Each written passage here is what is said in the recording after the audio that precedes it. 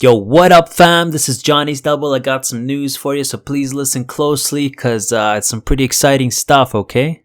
So Jeff Kaplan got interviewed by Taimur Hussain from GameSpot the other day, and he had a shout out to Taimur. He had some pretty exciting questions for him.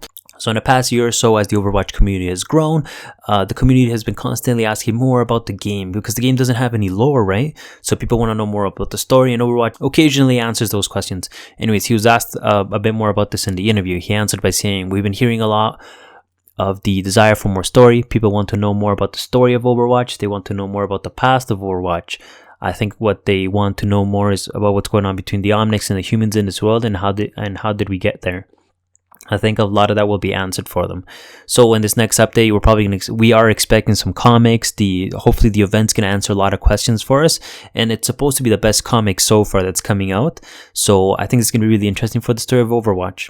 Moreover, he was asked about if he's considered taking in a campaign into the game.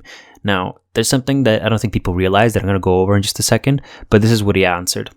"One of the most interesting things for us was the Jenkinstein event that we made for Halloween. We have never made any player versus environment content. The game is very deliberately designed to be this player versus player experience, but a lot of us on the Overwatch team come from either the StarCraft team or the WorldCraft team.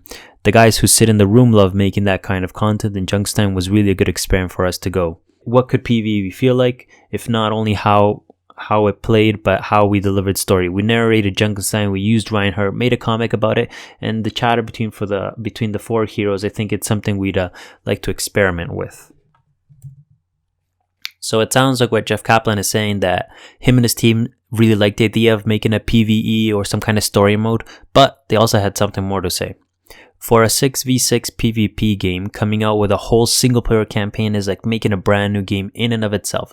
I'm not sure our players understand the magnitude of development that would go behind that, but certainly it's a fascinating idea." Boom, there you go. It's not gonna happen, guys. I'm sorry, but what I think will happen is a whole bunch of mini-games are gonna get added into the game over time, because it's something the community really, really wants.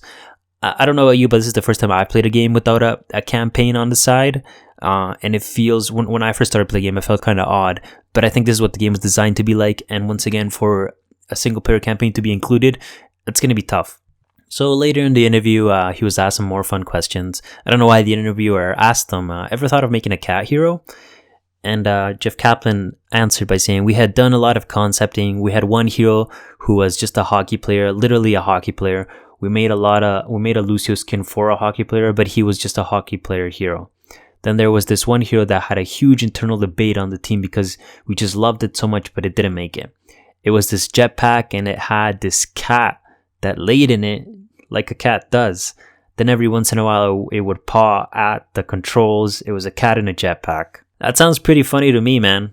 I can see why it was a bit of a debate on the team, because he was so far out there. And I don't know if you guys ever noticed, but Winston's the only animal on Overwatch. So I think if they had a cat there, the game would have looked a bit too much like a joke. You know what I mean? But anyways, I guess they didn't go through with that. But I think they totally should have, and I think that he should totally come out. Anyways, other than that, he was asked about Zarya skins. There's no Zarya skins coming out in the future, and me as a Zarya main, I'm pretty bummed out. But he did say that there is going to be something else coming out for Zarya later in the future, specifically a Zarya skin.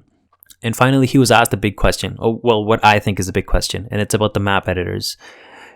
And this was his answer. "It was more getting a statement out there to say, philosophically, we're totally on board with things like a map editor. The problem is we're a brand new engine. For us to get those tools out there in players' hands is literally going to take years. It's not even something I could say like, oh, that's our top priority, and now in the next couple of patches you'll see it. It's literally years away, the amount of work it'll take to get there someday. But philosophically, the team is super excited to someday get there. But it's not trivial."